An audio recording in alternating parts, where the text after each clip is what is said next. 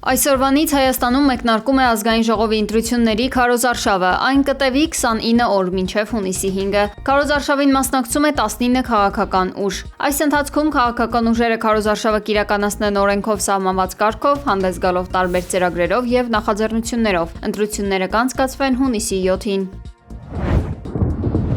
Իրանի Բանդար Աբբաս նավահանգստի մոտ մի քանի պայթյուն է որոտացել։ Իրանական ռազմական աղբյուրները հաղորդել են, որ ԱՄՆ ուժերի իրանական նավթատարի վրա հարձակումից հետո Իրանը հակահարված է հասցրել Հորմուզի նեղուցում գտնվող ամերիկյան ստորաբաժանումներին, ստիպելով նրանց նահանջել։ Իրանի հակաօդային պաշտպանության համակարգը հաջողությամբ խոցել է երկու ինքնաթիռ՝ Բանդար Աբբասի եւ Քեժմ կղզու երկնքում։ Ըստ տեղեկությունների, ԱՄՆ ուժերին պատկանող ականակիրները փախել են դեպի Օմանի ծով։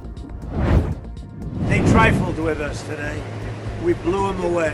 Զինադադարը շարունակում է ուժի մեջ մնալ, ասել է Թրամփը, ի պատասխան այն հարցին, թե արդյոք Իրանի ուղղությամբ նոր հարվածները նշանակում են հրադադարի ռեժիմի խախտում։ Չնայած գիշերը ամերիկյան ուժերը թիրախավորել են Իրանի տարբեր քաղաքներ եւ մարտեր են ընթացել նաեւ Հորմուզի նեղուցում, Սպիտակ տան ղեկավարը հայտնել է, թե իբր իրենք պարզապես զսպել են իրանական ճնշումները։ Հավելեմ նաեւ, որ Իրանը անմիջապես պատասխանել է ամերիկյան հարվածներին։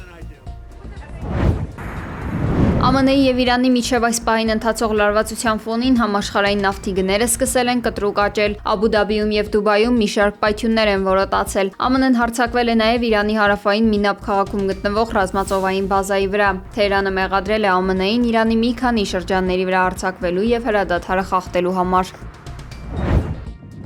Մոսկվայի հաղթանակի օրվա տոնակատարություններից առաջ Կիևում գտնվող օտարերկրյա դիվանագիտական ներկայացուցչություններին տարհանելու Ռուսաստանի կոչին է հակադարձել Եվրահանձնաժողովը։ Եվրամիությունը շեշտել է, որ կպահպանի իր ներկայությունը Ուկրաինայի մայրաքաղաքում, չնայած պատասխան հարվածների սպառնալիքներին։ Եվրահանձնաժողովի խոսնակը նշել է, որ Մոսկվան փորձում է պատերազմի մեղքը բարթել Ուկրաինայի վրա։ Ռուսական կողմը զգուշացրել է, որ տոնակատարությունների ժամանակ ցանկացած հարձակում կհանգեցնի հրթիռային զանգվածային հարվածի։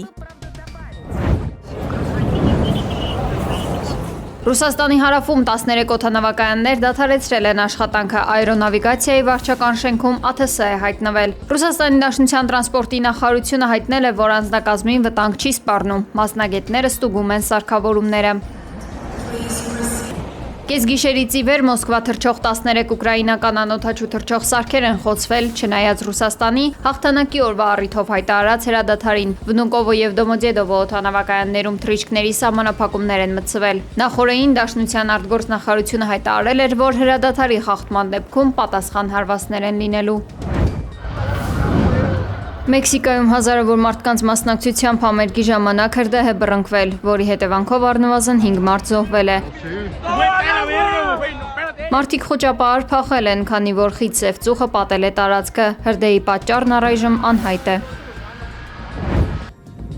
Ինդոնեզիայում ժայթքել է Դուկոնո հրաբուխը մոխրի եւ փոշու հսկայական սյուն բարձրացնելով երկինք։ Այն բարձրացել է մինչև 10 կիլոմետր։ Հրաբխի թակարդում էր հայտնվել 20 զբոսաշրջիկ, որոնցից 3-ը անհետ կորած են համարվում։